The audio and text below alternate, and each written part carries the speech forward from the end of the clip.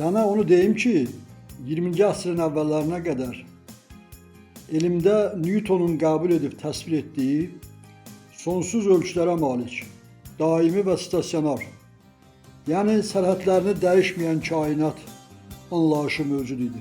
1916-cı ildə Albert Einstein özünün ümumi nisbilik nəzəriyyəsi işini çap etdirmiş və onda həm də məşhur tənliklərini də vermişdi. Ümumi nisbilik nəzəriyyəsi dörd ölçülü fəzadan bəhs edir ki, bu ölçülərdən birisi zamandır.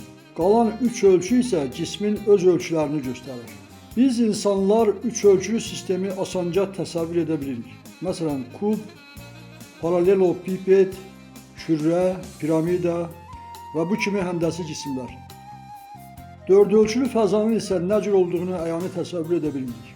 Sonralar riyaziyyatçı Friedman Einstein tənliklərini həll etmiş və o nəticəyə gəlmişdi ki, bizim kainat Newtonun dediklərindən fərqli olaraq qapalıdır, stasionar deyil. Sərhədləri fasiləsiz olaraq böyüyüb genişlənərək dəyişilir. Bu cür kainat modelinə Friedman kainatı adı verilmişdi. Daha sonralar yuxarıda bəhs edilən Hubble qanunu meydana çıxdıqda Friedman kainatı modelinin düzgün qəbul olunduğunu özlərində yəqin etmişlər. Sözümün canı orasındadır ki, səndən soruşum. Səncə kainat stasionardırmı? Yəni onun sərhədləri dəyişilirmi? Ölçüləri indiki anda da böyüyürmü ya yox? Kainatın sərhədləri dəyişilmir. İlkdən hansı ölçüləri almışsa, o ölçülər dəyişilməzdir. Ümumiyyətcə siz dediyiniz kainat materiyasının singulyar halını, Planck epoxasını kainat heç bir zaman keçirməyib. Çünki onun yaranışı tamamilə ayrı cür proseslərlə başa gəlir.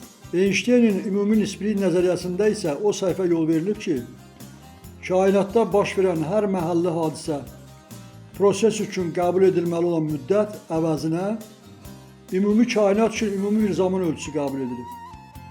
Əgər fikir versən, dolayısı yolla bu məsələ onun öz işindən də üzə çıxır, özünü göstərir.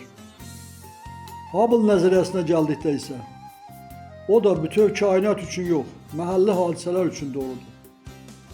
Təsəvvür et ki, hər hansı qapalı bir stadion içərisində idmançılar, məsələn futbolçular, müxtəlif istiqamətlərdə qaçıb hərəkət edirlər.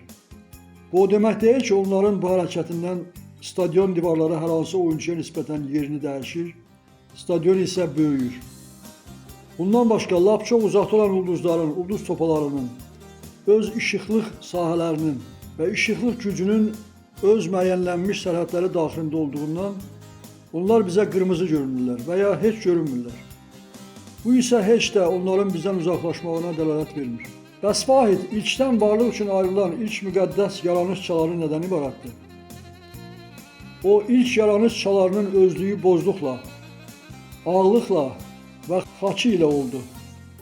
Bunlar müqəddəs bağlılığın ilkin üç əsas komponentini təşkil edir. Dedik ki, ilk partlayış anında iki yana yayılma qədərinin hər biri 3 müddəti olduğundan kainatın yaranma müddəti 6 müddətə başa gəldi və o görünüşcə ellipsoid formasını aldı.